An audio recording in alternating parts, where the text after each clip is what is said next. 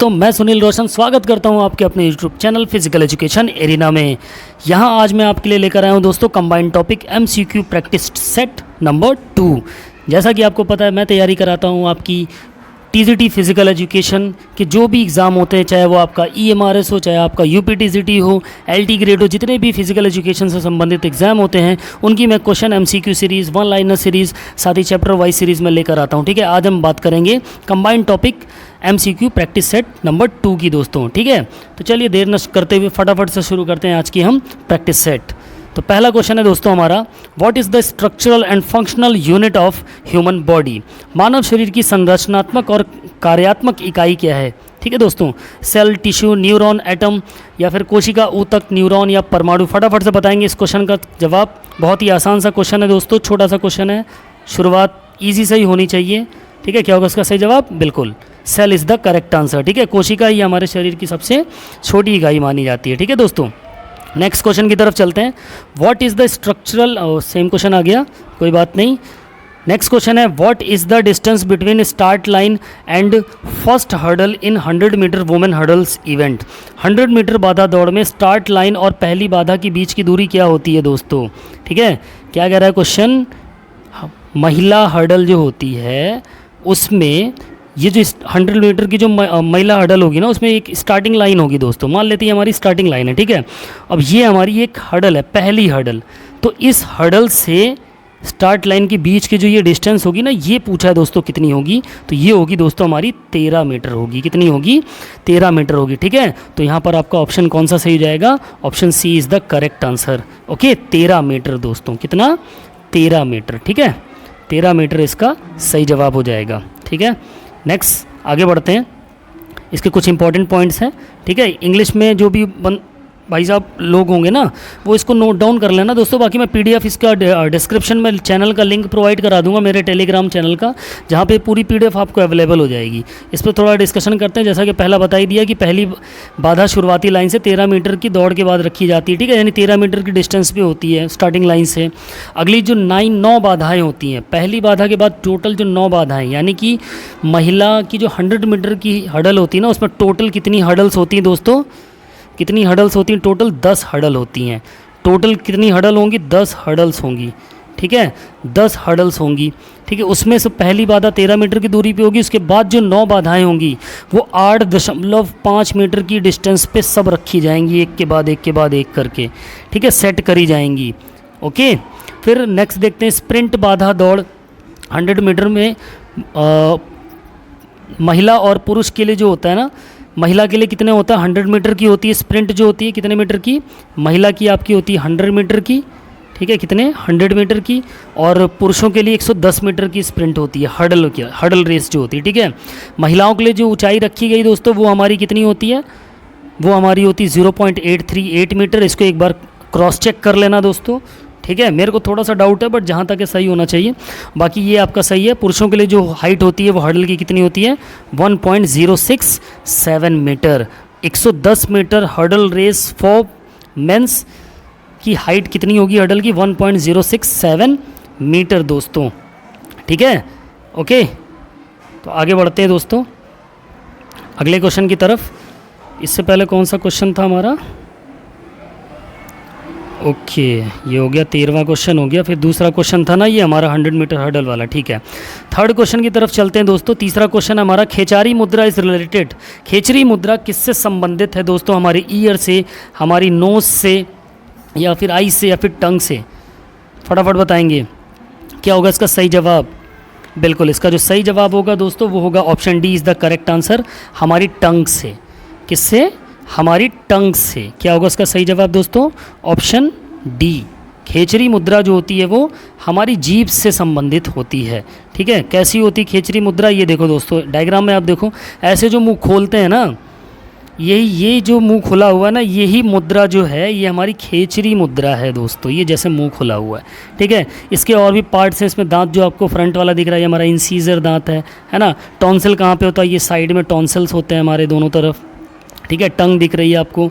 Soft palate होते हैं, जो तालू का भाग होता है ऊपर वाला, ये हिस्सा है ना। और ये जो होता है इसको हम युवुला बोलते हैं। क्या बोलते हैं? युवुला। ये जो हिस्सा जो छोटा सा दाने की तरह लटकता रहता है ना, उसको युवुला बोलते हैं। ठीक है, ये मुद्रा जो है किसकी है? खेचरी मुद्रा है।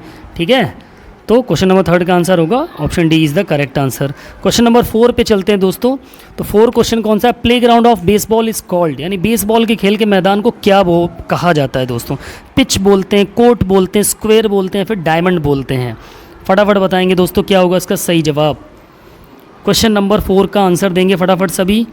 क्या होगा? बिल्कुल इसका जो सही जवाब होगा दोस्तों वो क्या होगा? वो होगा option D is the correct answer, diamond दोस्तों। ठीक है, हीरे के आकार में, डायमंड के आकार में हमारा प्लेग्राउंड बना होता है। किसका?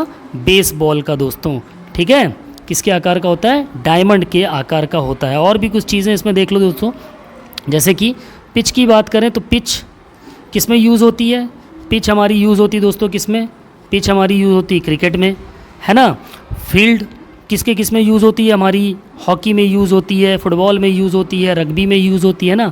हॉकी, फुटबॉल, रग्बी, इन सब में हमारी फील्ड टर्म यूज़ होता है। कोर्ट किस में यूज़ होता है? वॉलीबॉल, टेनिस, फिर बास्केटबॉल, बैडमिंटन, हैंडबॉल, कबड्डी, इन सब में हमारा कोर्ट शब्द फील्ड के लिए यूज़ होता है, मैदान के लिए। ठीक है, रिंग कौन से खेलों में इस्तेमाल किया जाता है मैदान के लिए? बॉक्सिंग और रेसलिंग में। ठीक है, डायमंड अभी हमने पढ़ लिया बेसबॉल के लिए।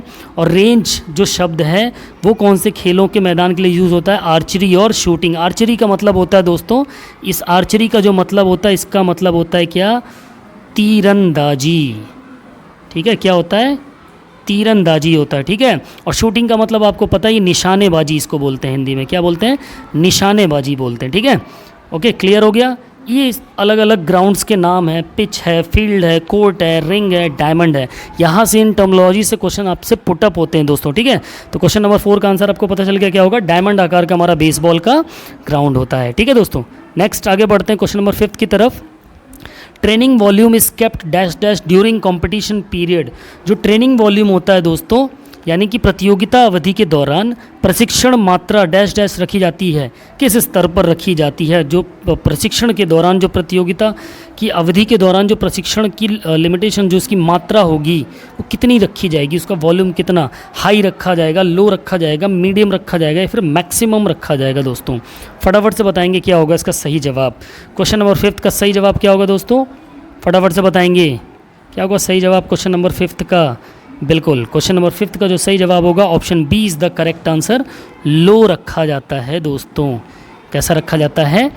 लो रखा जाता है, नीचा रखा जाता है। ठीक है, प्रतियोगिता की अवधि के दौरान जो प्रशिक्षण की मात्रा होगी वो लो रखी जाती है। ज़्यादा प्रशिक्षण देंगे अगर competition, during the competition period अगर हम ज़्यादा लोड दे देंगे ट्रेनिंग का, तो बेचारा ट्रेनिंग में ही थक के चूर हो जाएगा, तो कंपटीशन में क्या पार्टिसिपेट करेगा? उसकी हालत वहीं ख़राब हो जाएगी, उसकी बॉडी वहीं थक जाएगी। इसीलिए निचले स्तर पर रखा जाता है प्रतियोगिता अवधि के दौरान जो प्रशिक्षण होता है। ठीक है, आगे देखते हैं। ठीक, यहाँ पर अब आप एक चीज़ देख लो, ड्यूरिंग कंपटीशन पीरियड जो क्या चीज़ हाई होती है, क्या चीज़ लो होती है? हमारा जो ड्यूरिंग कंपटीशन पीरियड होता है, आपका जो वॉल्यूम यानी जो मात्रा होती है, वॉल्यूम मतलब कि जो ट्रेनिंग का प्रशिक्षण की जो मात्रा होगी वो कैसी होगी दोस्तों? वो लो होगी। ठीक है, और जो इसकी इंटेंसिटी होगी वो कैसी होगी? हाई होगी। ठीक है, ध्यान रखना, इसमें से क्वेश्चन आते हैं, पुटअप होते हैं कि प्रतियोगिता के दौरान प्रशिक्षण की जो मात्रा होगी ट्रेनिंग की वो कैसी होगी? लो, निचले स्तर पे होगी। ठीक है, और जो इंटेंसिटी होगी उसकी वो कितनी, वो कैसी होगी? वो हाई होगी। ठीक है, मात्रा और वॉल्यूम और इंटेंसिटी से क्वेश्चन आते ही आते हैं। ठीक है, ये फिल्टर क्वेश्चन है दोस्तों, जो मैक्सिमम लोग गलत करके आते हैं, जिनको नहीं पता होता है। आसान क्वेश्चन तो हर कोई सॉल्व कर लेता है, बट ये कुछ छोटे छोटे ऐसे क्वेश्चंस हैं जो आपको अच्छा स्कोर मेरिट में लाने का काम करेंगे। ठीक है दोस्तों, आगे बढ़ते हैं नेक्स्ट क्वेश्चन की तरफ। पीरियडाइजेशन देख लेते हैं क्वेश्चन से पहले। अब देखो, ट्रेनिंग की बात हो रही तो यहाँ पीरियडाइजेशन आप समझ लो। ठीक है, it is the systematic planning of sports person training. Periodisation क्या होता है? यह एक खिलाड़ी के प्रशिक्षण की व्यवस्थित करने की योजना होती है दोस्तों। ठीक है, अब इसमें होता क्या है दोस्तों, इसमें एक 3 फेजेस होते हैं। कितने फेजेस होते हैं हमारे पीरियडाइजेशन में? 3 फेजेस होते हैं। कितने?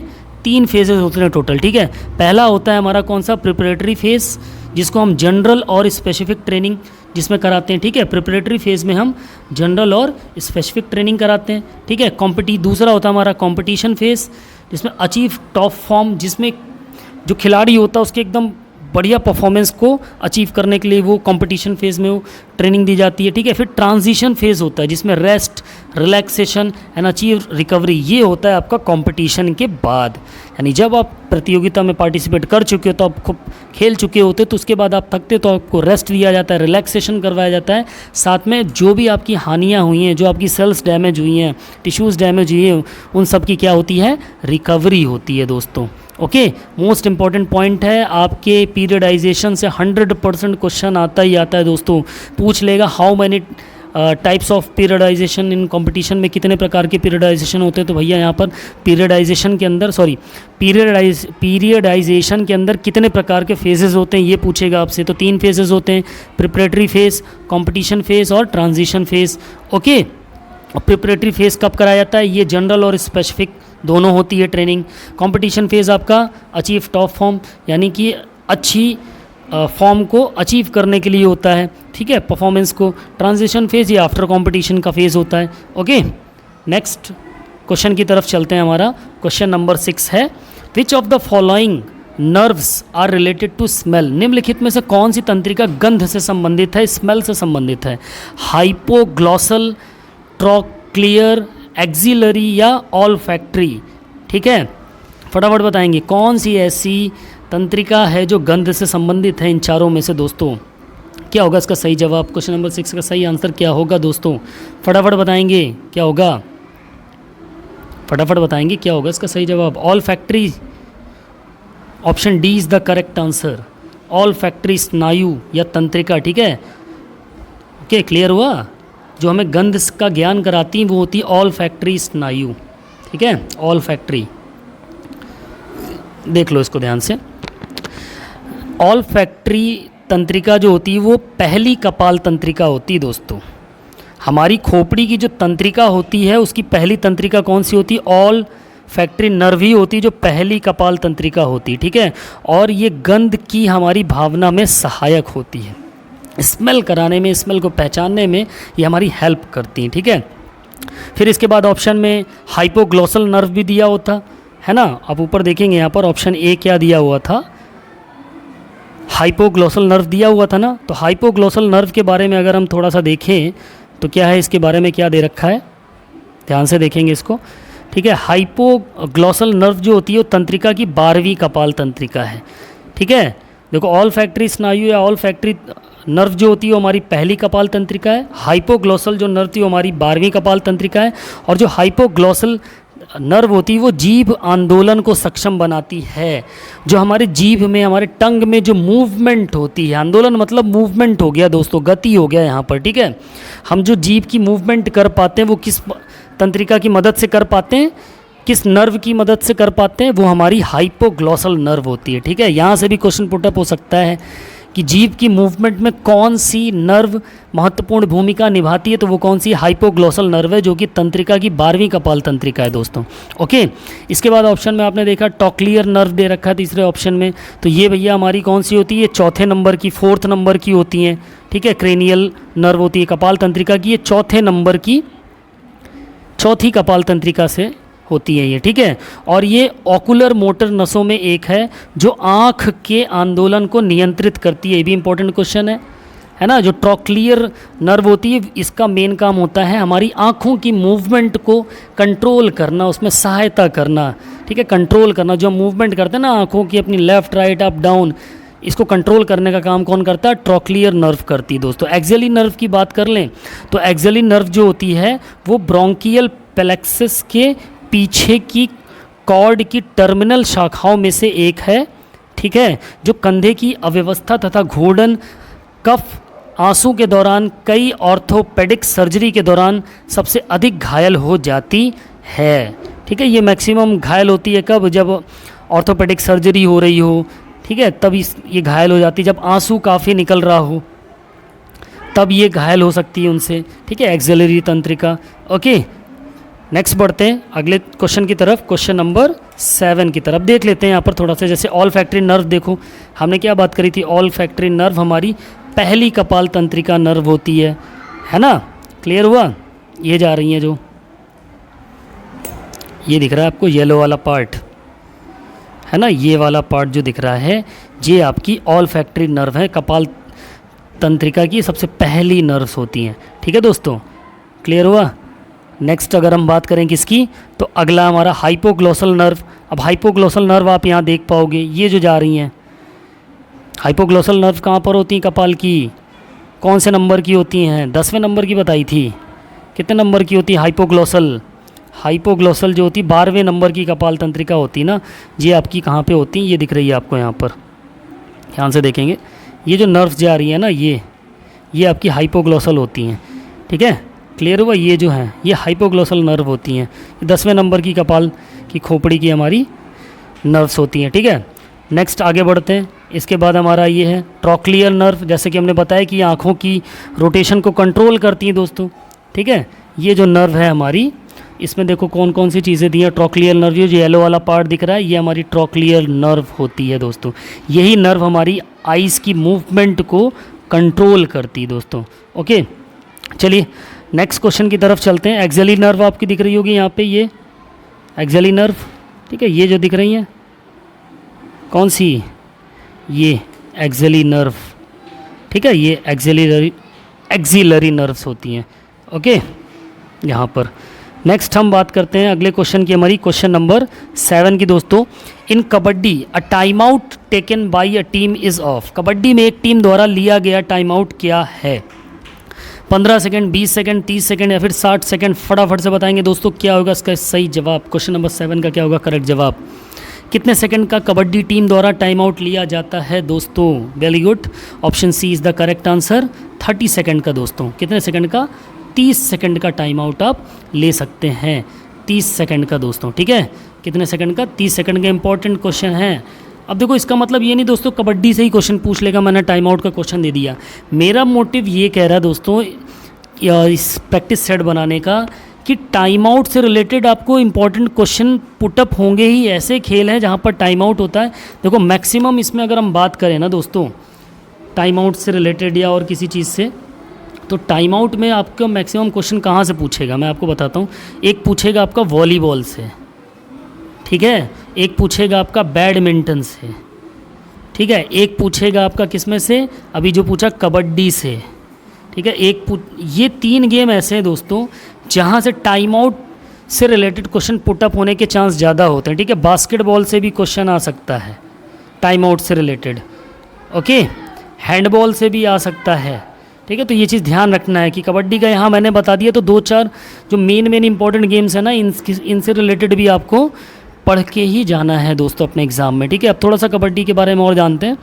ठीक है, क्या कह रहा है यहाँ पे, ओरिजिन क्या था कबड्डी का भाई साहब, कहाँ से इन्वेंट हुआ कबड्डी, कहाँ पैदा हुआ, कहाँ जन्मा, कहाँ से शुरुआत हुआ था, हमारा भारत देश से, इंडिया से। ठीक है, इसकी जो फेडरेशन होती है वो इंटरनेशनल कबड्डी फेडरेशन होती है, जिसका गठन कब हुआ दोस्तों 2004 में हुआ। कब हुआ, 2004 में हुआ। Okay, IKF kabaddi federation of India की बात करें, भारतीय कबड्डी संघ जो है उसकी 1950 में स्थापना हुई, यानी कबड्डी फेडरेशन ऑफ इंडिया की कब स्थापना हुई, 1950 में हुई। लेंथ और विड्थ यानी कि जो कबड्डी का मैदान है दोस्तों उसकी अगर हम बात कर लें तो भैया वो होता है 13 मीटर हमारा लंबा। ठीक है, 13 मीटर हमारा लंबा होता है और 10 मीटर हमारा, अरे यार ये क्या खुल गया, स्टॉप करो, ब्लूटूथ कहाँ से आ गया चलो कोई नहीं। ठीक है, 1 सेकेंड। ठीक है दोस्तों, तो कबड्डी का जो मैदान होता है वो कैसा होता है, वो होता है एक तो हमारा होता है कि रेक्टेंगुलर शेप में होता है। कबड्डी का जो ग्राउंड होता है वो कैसा होता है, रेक्टेंगुलर होता है, जिसकी लंबाई आपकी होगी 13 मीटर, चौड़ाई आपकी कितनी होगी 10 मीटर, 13 बाई 10 का जो मैदान होता है। ओके, तो लेंथ और विड्थ कितनी होती है 10 × 13 मीटर। लॉबी की बात करें कबड्डी में मैदान में, यहाँ दोनों साइड पे लॉबीज़ होती हैं।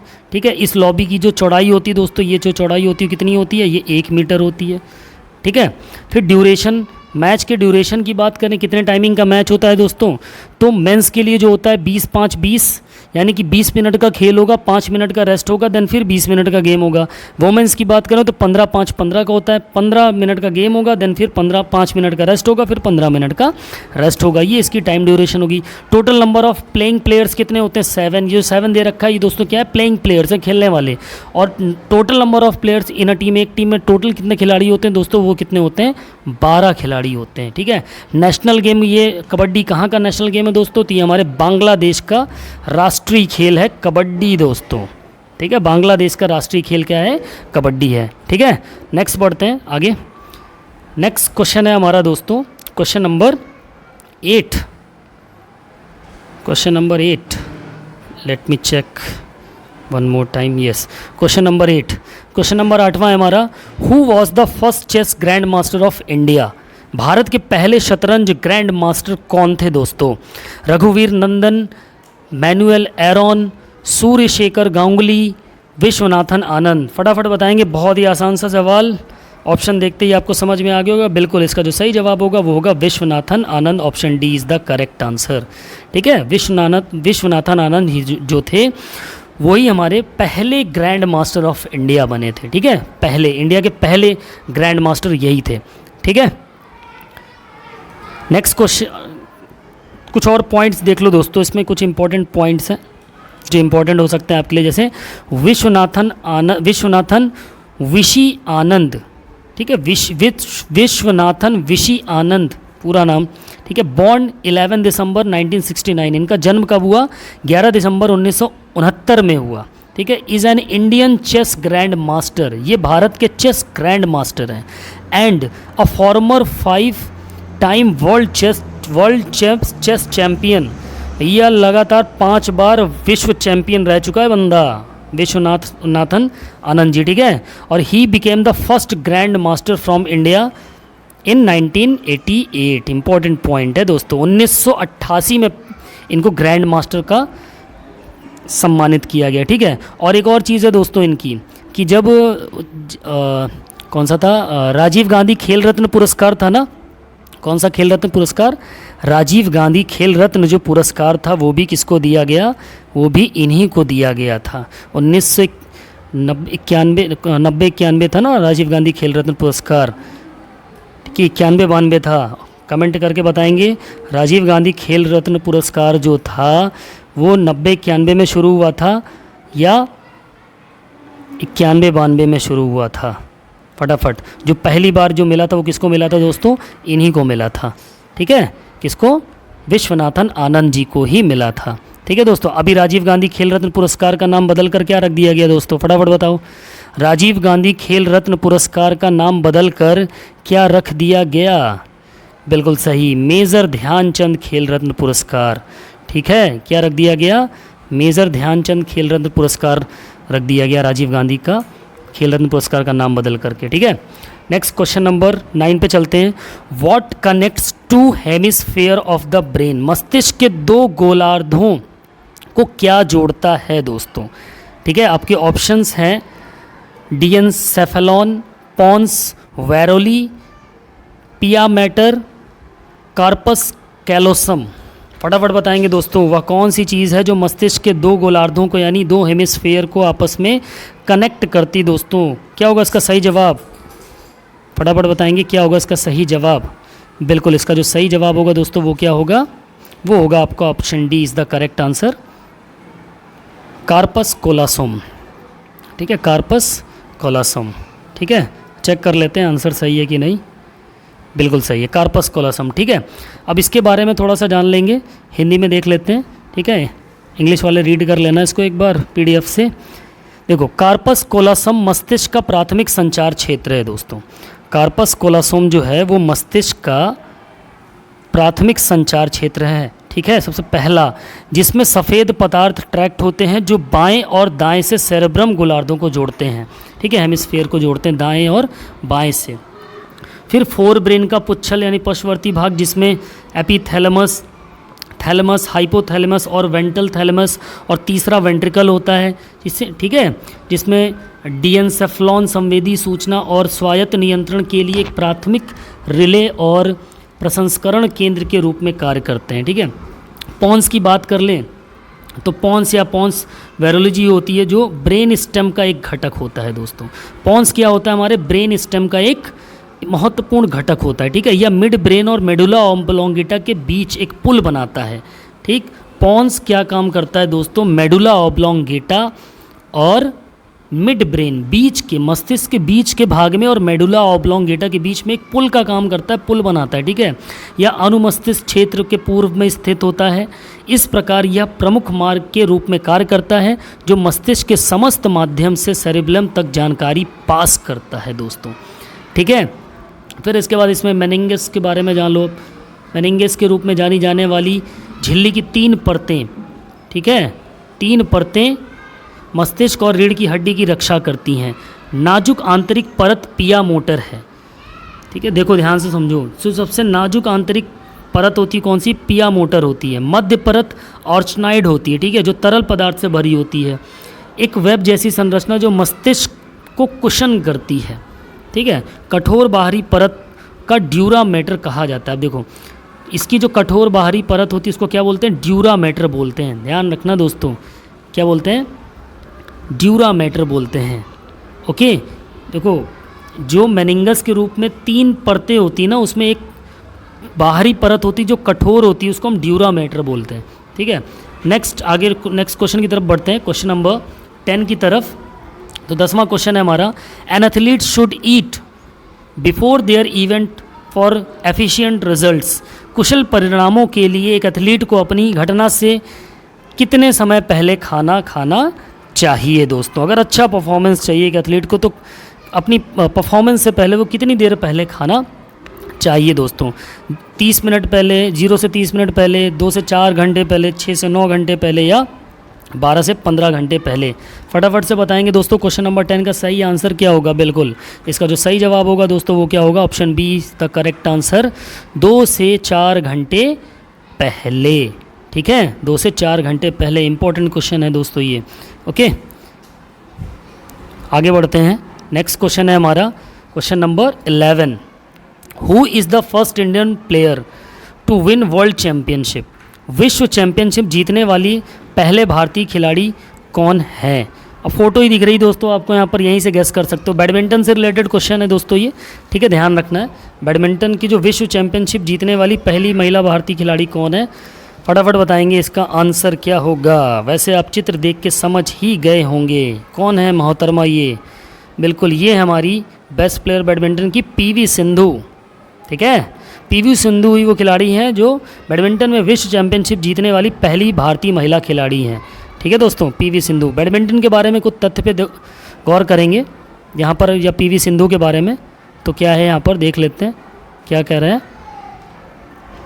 PV Sindhu is the first Indian to become the badminton world champion which she achieved in 2019, ठीक है। 2019 में वो वर्ल्ड चैम्पियन बनी, भारत की पहली वर्ल्ड चैम्पियन बनी महिला में, ठीक है। कब, 2019 में दोस्तों, ठीक है, ध्यान रखना है। और only badminton player from India to win 2 consecutive medals. भारत की वो पहली महिला खिलाड़ी जो ओलंपिक में लगातार, ठीक है, ओलंपिक में लगातार 2 पदक जीतने वाली बैडमिंटन खिलाड़ी है, ध्यान रखना, ठीक है। एक तो 2019 में वर्ल्ड चैंपियनशिप जीती इन्होंने, साथ ही ये भारत की वो महिला खिलाड़ी, इकलौती महिला खिलाड़ी जिसने बैडमिंटन में लगातार 2 ओलंपिक में मेडल्स जीते हैं, ठीक है। एकमात्र भारत की महिला खिलाड़ी है ये, ठीक है। नेक्स्ट क्वेश्चन की तरफ चलते हैं, पॉइंट्स की तरफ बैडमिंटन के कुछ। जैसे बैडमिंटन के कुछ इंपॉर्टेंट तथ्यों के बारे में अगर हम जाने दोस्तों, तब यहाँ पर आप देख सकते हो इसका ओरिजिन कहाँ था, इंग्लैंड था। कहाँ से उत्पन्न हुआ ये, इंग्लैंड से बैडमिंटन, ठीक है। बैडमिंटन वर्ल्ड फेडरेशन कहाँ पर दोस्तों, 1934 में हुई। इसका जो स्थापना हुई बैडमिंटन वर्ल्ड फेडरेशन की वो 1934 में हुई। बैडमिंटन एसोसिएशन ऑफ इंडिया का गठन कब हुआ दोस्तों, 1934 में हुआ, ठीक है। थॉमस कप, उबर कप या उबेर कप जिसको बोलते हैं हम, ठीक है। तो थॉमस कप और उबर कप सिंगल्स के लिए 3.40, डबल्स के लिए 5.18 मीटर फिट। अच्छा, ग्राउंड के लिए बात की गई है, ठीक है। इसके जो कप्स होते हैं वो थॉमस कप और उबेर कप हैं, ठीक है। थॉमस कप किसके लिए होता है दोस्तों, अभी बताएंगे आगे, ठीक है। देखो सिंगल्स के लिए जो मैदान की माप होती है वो क्या होती है, 44 गुणे 17 फिट होती है बैडमिंटन की, ठीक है, फिट में। और मीटर की बात करें तो 13.40 इसकी लंबाई हो जाएगी और 5.18 मीटर इसकी चौड़ाई हो जाएगी। डबल्स की बात करें दोस्तों तो 44 गुणे 20 फुट हो जाती है, ठीक है। लंबाई जो होती है वो सेम होती है, सिर्फ चौड़ाई बदल जाती है, 6.10 मीटर हो जाती है। हाइट, नेट की हाइट की बात करें तो 1.524 मीटर या 5 फुट होती है, ठीक है। शटल की बात करें तो उसमें 14 से 16 पंख होते हैं। नेशनल गेम कहाँ का है बैडमिंटन दोस्तों? तो ये इंडोनेशिया का है। बैडमिंटन कहाँ का राष्ट्रीय खेल है? इंडोनेशिया का है। और अब आपकी बात करते हैं दोस्तों थॉमस कप। जो ये थॉमस कप होता है ना दोस्तों, ये होता है मेंस के लिए, ध्यान रखना, ये मेंस की प्रतियोगिता है। और जो उबर कप होता है या उबेर कप होता है, ये किसके लिए होता है? वोमेंस के लिए होता है, ठीक है। इंपॉर्टेंट, ये पॉइंट बहुत इंपॉर्टेंट है दोस्तों, थॉमस कप और उबर कप। यहाँ से क्वेश्चन 100% चिपकाया जाता है आपके पेपर में, ठीक है, ध्यान रखना इस पॉइंट को। आगे बढ़ते हैं अपने क्वेश्चन नंबर 12 की तरफ। तो 12वां क्वेश्चन है हमारा, विच of the following is characteristics of a good hypothesis? निम्नलिखित में से क्या एक अच्छी परिकल्पना की विशेषता होगी? क्लियरिटी, सिंप्लिसिटी, स्पेसिफिक या ऑल ऑफ दीज या ऑल ऑफ दी अबव? स्पष्टता, सादगी, विशिष्ट या ये सभी? फटाफट बताएंगे दोस्तों क्या होगा एक अच्छी परिकल्पना, यानी कि एक अच्छे हाइपोथेसिस। इन चारों में से क्या होगा दोस्तों? क्वेश्चन नंबर 12 का सही जवाब क्या होगा? फटाफट से बताएंगे, फटाफट से बताएंगे क्या होगा? स्पष्टता बिल्कुल होगा, सादगी बिल्कुल होगी, विशिष्ट बिल्कुल, स्पेसिफिक भी होना चाहिए, यानी कि ये सारे के सारे ऑल ऑफ दी अबव, ये तीनों के तीनों जो हैं ये इससे रिलेट करते हैं, ठीक है, गुड हाइपोथेसिस के लिए अच्छे माने जाते हैं, ठीक है। नेक्स्ट क्वेश्चन नंबर 13, 13वां क्वेश्चन देखते हैं दोस्तों। 13वां क्वेश्चन क्या कहता है? Which of the following is a characteristics of, दो बार आ गया क्या? अच्छा ठीक है, इसका आंसर बता रखा है यहाँ पे, ठीक है। अब इसके बारे में थोड़ा सा जानते हैं हाइपोथेसिस के बारे में, ठीक है। एक परिकल्पना आपकी भविष्यवाणियों को बताती है कि आपके शोध को क्या मिलेगा, या आपके शोध प्रश्न का एक अस्थायी उत्तर है जिसका अभी तक परीक्षण नहीं किया गया है दोस्तों, ठीक है। ए hypothesis states your predictions about what your research will found. It is a tentative answer to your research question that has not been tested. ठीक है, क्लियर हुआ? मतलब हाइपोथेसिस वो कौन सी सिचुएशन होती है, ये प्रेडिक्शंस लगाती है, अनुमान करती है किसी चीज़ का कि अभी भैया आपके शोध के प्रश्न का स्थायी उत्तर है जिसका अभी तक कोई टेस्ट नहीं लिया गया, कोई परीक्षण नहीं किया गया है, ठीक है दोस्तों। नेक्स्ट क्वेश्चन की तरफ चलते हैं। तो अगला क्वेश्चन है हमारा क्वेश्चन नंबर, कौन सा क्वेश्चन होगा? 14, क्वेश्चन नंबर 13, ठीक है। क्वेश्चन नंबर 13 पे आते हैं। तो 13वां क्वेश्चन है हमारा, in internal respiration there is an exchange of gases between. आंतरिक श्वसन में गैसों का आदान प्रदान होता है फेफड़ों और पर्यावरण के द्वारा, कोशिकाएं और एल्वियोलाई के द्वारा, फेफड़ों और रक्त कोशिकाओं के द्वारा, दिल और कोशिकाएं, ठीक है। फटाफट बताएंगे। Lungs and environment, cells and alveoli, lungs and blood capillaries, heart and capillaries. बताओ फटाफट दोस्तों, इंटरनल रेस्पायरेशन में गैसों का आदान प्रदान या गैसों का एक्सचेंज जो होता है वो किन के मध्य होता है? आपके ऑप्शंस आपके सामने हैं। क्वेश्चन नंबर 13 का फटाफट बताएंगे दोस्तों क्या होगा इसका सही जवाब, जल्दी से बताएंगे। क्वेश्चन नंबर 13 का क्या होगा सही जवाब? बिल्कुल, इसका जो सही जवाब होगा दोस्तों वो होगा आपका option C is the correct answer. Lungs and blood capillaries के बीच में आपका इंटरनल रेस्पायरेशन में गैसेज एक्सचेंज होती हैं दोस्तों।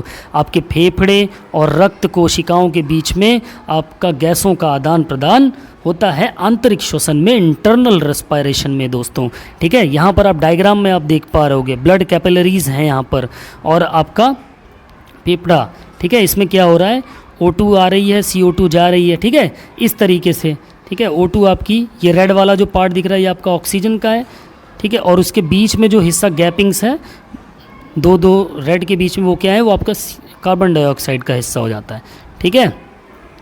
नेक्स्ट देखते हैं कुछ पॉइंट्स हैं इसमें, जैसे बाहरी श्वसन, जिसे अब देखो इंटरनल रेस्पिरेशन में तो हमने अभी देखा क्या होता है भाई, वो लंग्स यानी फेफड़ों और किसके बीच में होता है, कैपिलरीज के बीच में होता है, यानी कि रक्त कोशिकाओं के बीच में, ब्लड कैपिलरीज के बीच में, ठीक है।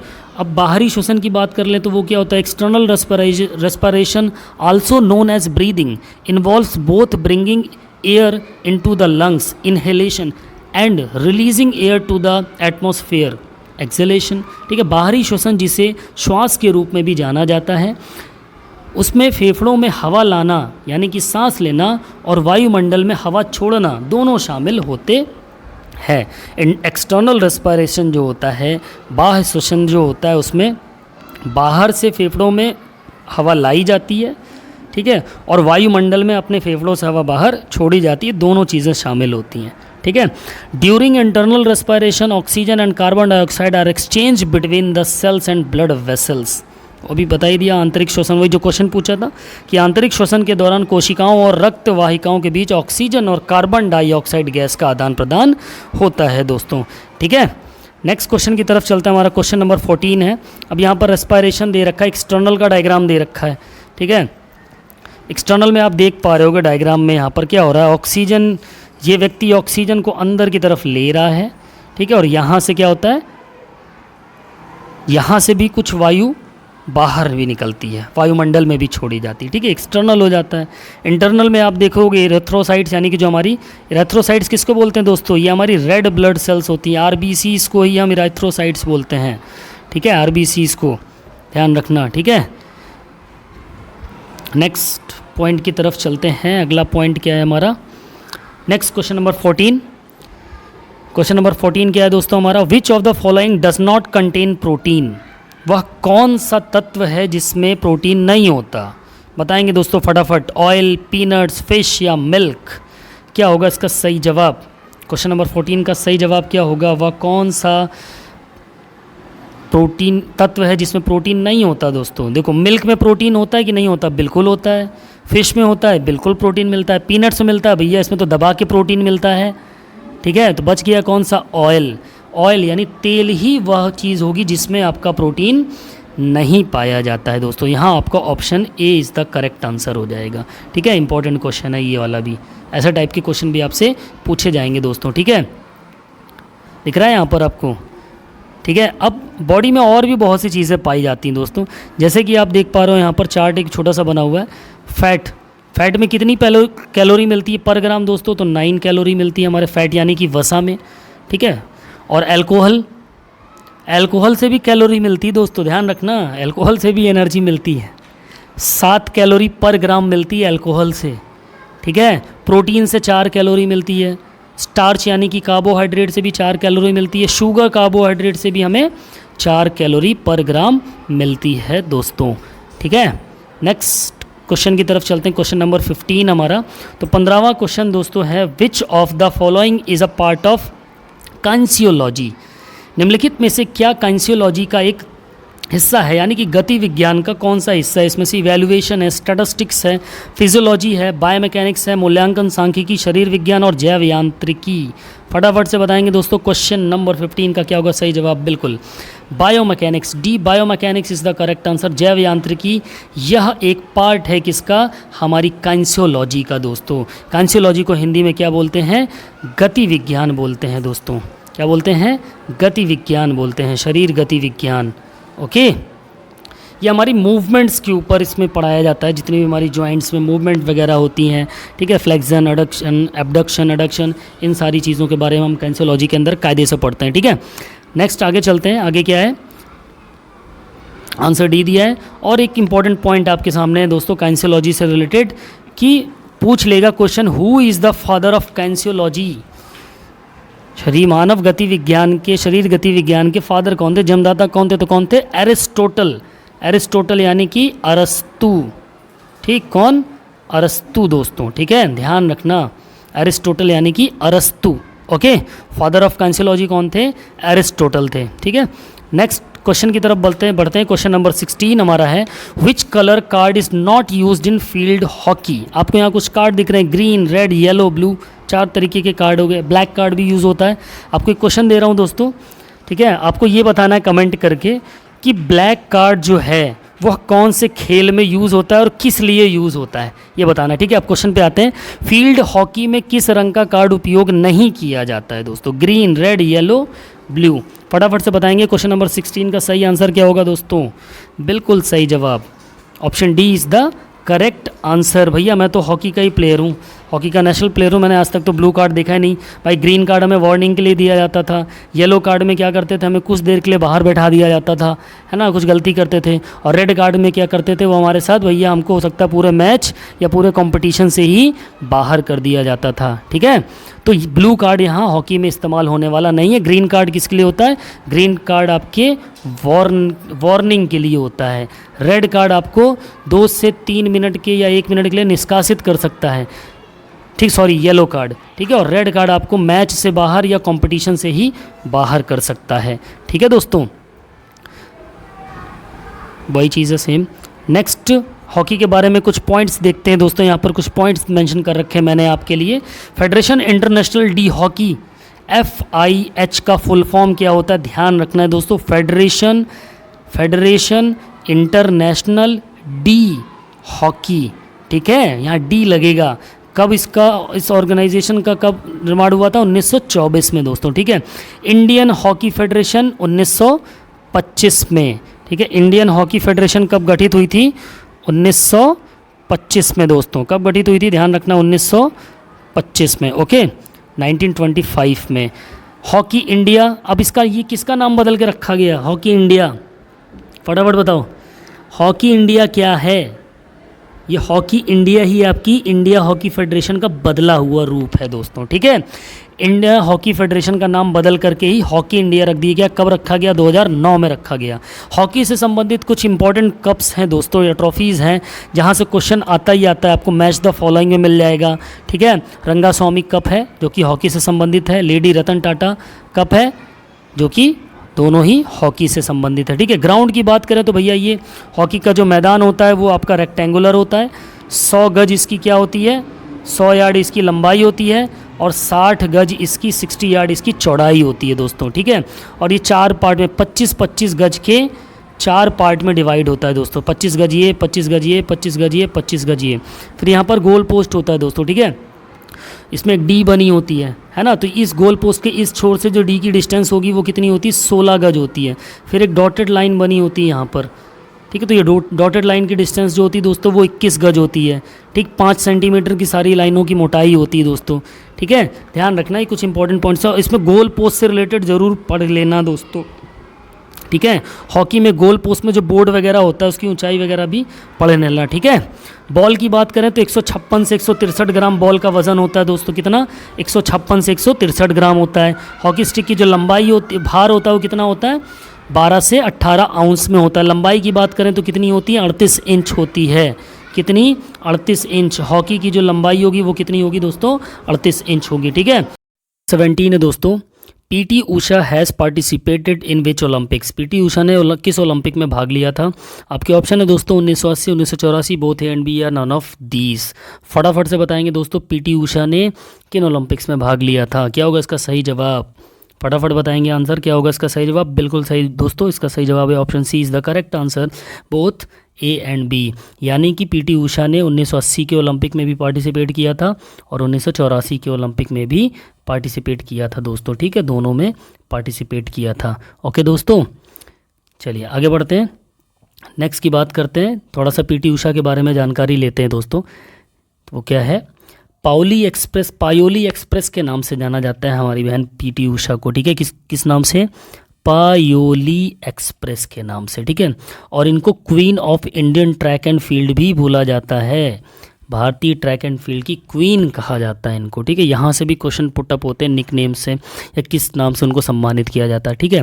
दूसरी इंपॉर्टेंट चीज़ कि हाल ही में वो या करंट टाइम में भी वो IOA की यानी इंडियन ओलंपिक एसोसिएशन की दोस्तों क्या है? प्रेसिडेंट हैं। और ये सबसे बड़ी बात ये कि पहली महिला प्रेसिडेंट बनी है भारतीय ओलंपिक संघ की, ध्यान रखना दोस्तों, ठीक है। वो कौन है? पीटी उषा। करंट टाइम पे भी हैं अभी, ठीक है। फिर PT Usha greatest moment on track and her biggest heartbreak came when she missed out on a bronze medal by 1/100th of a second in 400 metre hurdles, Los Angeles Olympic 1984।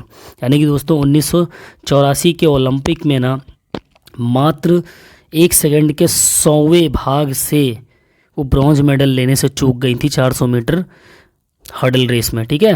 बहुत ही ज़्यादा दुख हुआ होगा, ठीक है। पूरे भारतीयों को भी, और इनको तो हुआ ही होगा। नेक्स्ट क्वेश्चन है दोस्तों हमारा question number 18। In 16th century psychology was considered as a study of, यानी कि 16वीं शताब्दी में मनोविज्ञान को किसका अध्ययन माना जाता था? माइंड, साउल, बिहेवियर और कॉन्शियसनेस, ठीक है, बुद्धि, आत्मा, व्यवहार या चेतना। क्या होगा दोस्तों, फटाफट से बताएंगे। क्वेश्चन नंबर 19 का क्या होगा सही जवाब? 18 का सॉरी, क्या होगा सही जवाब? फटाफट बताएंगे। 19वीं शताब्दी में साइकोलॉजी को क्या बोला जाता था, किसकी स्टडी माना जाता था? बिल्कुल सोल का, ध्यान रखना, किसका? सोल का माना जाता था, ठीक है, सोल का। ओके, आत्मा का विज्ञान कहा जाता था 16वीं शताब्दी में साइकोलॉजी को, ठीक है। नेक्स्ट क्वेश्चन की तरफ चलते हैं, या नेक्स्ट पॉइंट अगर आता है पॉइंट पे फोकस करते हैं। क्वेश्चन है, इसके पॉइंट की बात करें तो अब देखो यहाँ सोल है और भी चीज़ें हैं। 16वीं शताब्दी में जो स्टडी ऑफ साइकोलॉजी थी वो सोल कहलाती थी। 17वीं शताब्दी में स्टडी ऑफ साइकोलॉजी वो क्या कहलाती थी? माइंड कहलाती थी, ठीक है, यानी कि बुद्धि का विज्ञान। 19वीं शताब्दी में कॉन्शियसनेस का, यानी कि चेतना का विज्ञान। और 20वीं शताब्दी में व्यवहार का विज्ञान, यानी कि behaviour, study of behaviour psychology, यही चला रहा। अब जो मेनली जो साइकोलॉजी है वो किस पे चलती है? स्टडी ऑफ बिहेवियर पे, ठीक है। लेकिन ये भी आपको रिमाइंड रखना है कि 16वीं शताब्दी में सोल बोला जाता है, आत्मा का विज्ञान कहा गया। 17वीं शताब्दी में आपका बुद्धि का विज्ञान कहा गया, और 19वीं शताब्दी में चेतना का विज्ञान, और 20वीं शताब्दी से लेकर अब तक में ये व्यवहार के विज्ञान से कंसिडर किया जाता है, ठीक है, स्टडी ऑफ साइकोलॉजी। ओके, ठीक है, आगे बढ़ते हैं। नेक्स्ट क्वेश्चन है हमारा question number 19। Quickest and most effective way to stop bleeding is, यानी कि रक्तस्राव को रोकने के का सबसे तेज़ और सबसे प्रभावी तरीका क्या होता है दोस्तों? Cryotherapy, hydrotherapy, squeezing, direct pressure on the wound, यानी कि रसायन, स्विमिंग, फैलाएंगे या घाव पर सीधा दबाव बनाएंगे। फटाफट से बताएंगे दोस्तों क्या होगा इसमें सही जवाब। क्वेश्चन नंबर 19 का क्या होगा सही जवाब दोस्तों? फटाक से बताएंगे क्या होगा। बिल्कुल इसका जो सही आंसर होगा दोस्तों, option D is the correct answer, direct pressure on the wound. यानी अगर आपके घाव हुए हैं तो घाव पर हम दबाव डाल के सबसे पहले ब्लड को बंद करने का कोशिश करेंगे दोस्तों, ठीक है। आगे बढ़ते हैं। सो नेक्स्ट, बिल्कुल answer D is the correct answer. Next question की बात करें तो अगला क्वेश्चन है हमारा क्वेश्चन नंबर 20, ठीक है। क्वेश्चन नंबर 20 क्या कहता है? Which of the following is used in weight training, भार प्रशिक्षण या वजन प्रशिक्षण में निम्नलिखित में से किसका उपयोग नहीं किया जा सकता है, ठीक है। क्या पूछा है? नहीं किया जा सकता। Which of the following is used in weight training. Answer इसका एक बार चेक कर लेते हैं भाई साहब। Question number 20 D all of these. देखो यहाँ पर नहीं लिख गया हिंदी वालों में, ठीक है, हिंदी वाले जो क्वेश्चन है उसमें नहीं लिख गया, ये नहीं वाला यहाँ पर नहीं होना चाहिए, ठीक है, नहीं वाला नहीं होना चाहिए। ओके, यानी यहाँ सिंपल सा पूछ रहा है कि भार प्रशिक्षण में किन चीज़ों का प्रयोग करते हैं जो सामने आपके दिया हुआ है। वेट बार्स का प्रयोग करते हैं, बिल्कुल करते हैं भाई। वेट स्टैक्स का प्रयोग करते हैं, बिल्कुल करते हैं। डंबल्स का प्रयोग करते हैं, बिल्कुल करते हैं। यानी कि सारे के सारे ये तीनों चीज़ों का प्रयोग हम वेट ट्रेनिंग के अंतर्गत करते हैं दोस्तों, ठीक है। नेक्स्ट चलते हैं। तो नेक्स्ट की बात आती है हमारी, तो अगला क्वेश्चन है हमारा दोस्तों question number 21। What is the diameter of table tennis ball. Table tennis की गेंद का व्यास कितना होता है दोस्तों? 4 सेंटीमीटर, 6 सेंटीमीटर या फिर 9 सेंटीमीटर। फटाफट से बताएंगे क्या होगा इसका सही आंसर दोस्तों। तो बिल्कुल इसका जो सही आंसर होगा दोस्तों वो होगा option A is the correct answer, 4 centimetre, ठीक है। जो भी हमारी टेबल टेनिस की बॉल होती है उसका जो व्यास होता है यानी कि डायमीटर होता है वो होता है 4 सेंटीमीटर। कितना सेंटीमीटर? 4 सेंटीमीटर। तो रेडियस कितना हो जाएगा? 2 सेंटीमीटर, ठीक है, ध्यान रखना। ओके, रेडियस पूछ लेगा तो 2 सेंटीमीटर, डायमीटर पूछ लेगा तो 4 सेंटीमीटर किसका? टेबल टेनिस की बॉल का दोस्तों। ओके, थोड़े से और कुछ तथ्य देखो आप टेबल टेनिस में, कुछ पॉइंट्स हैं। अगर इसकी जो बॉल है ना, ये बॉल है, इसके वेट की अगर हम बात करें तो इसका वेट कितना होता है दोस्तों? 2.7 ग्राम होता है। कितना? 2.7 ग्राम होता है टेबल टेनिस की बॉल का। टेबल की हाइट, टेबल टेनिस गेम के अंदर जो टेबल की हाइट होती है वो कितनी होती है? 76 सेंटीमीटर की होती है, और यानी 2.5 फीट इसकी हाइट होती है, ठीक है, 76 centimetre. 2.74, 1.525 table tennis is also known as ping pong. Table tennis का अदर नेम की बात करें तो उसको हम पिंग पोंग बोलते हैं दोस्तों। क्या बोलते हैं? Ping pong. ओके, क्या बोलते हैं? Ping pong. ठीक है, ध्यान रखना इस चीज़ को। तो वेट, बॉल का वेट कितना होता है? 2.7 gram. Height of table tennis 76 centimetre या फिर 2.5 फीट। और टेबल टेनिस का एक दूसरा नाम क्या है? Ping pong. ठीक है दोस्तों, क्या बोलते हैं इसको? पिंग पोंग भी बोलते हैं। ओके, तो दोस्तों आशा करता हूँ आज का वीडियो आपको पसंद आया होगा। और सबसे मेनली चीज़ देखो दोस्तों, मैं क्वेश्चंस वाकई में बहुत इंपॉर्टेंट क्वेश्चन है ये। छोटे छोटे क्वेश्चंस ना, ये आपको सिलेक्शन दिलाने का काम कर सकते हैं। इसलिए please keep watching the all videos. और साथ ही साथ अगर आप इस चैनल पर नए हैं तो प्लीज़ चैनल को सब्सक्राइब करके बेल आइकन ज़रूर दबाएँ, ताकि ऐसी इन्फॉर्मेटिव वीडियोज़ सबसे पहले आप तक पहुँचे। ठीक है, तो चलिए मिलते हैं तब तक के लिए अगले वीडियो में। तब तक के लिए बाय बाय, टेक केयर।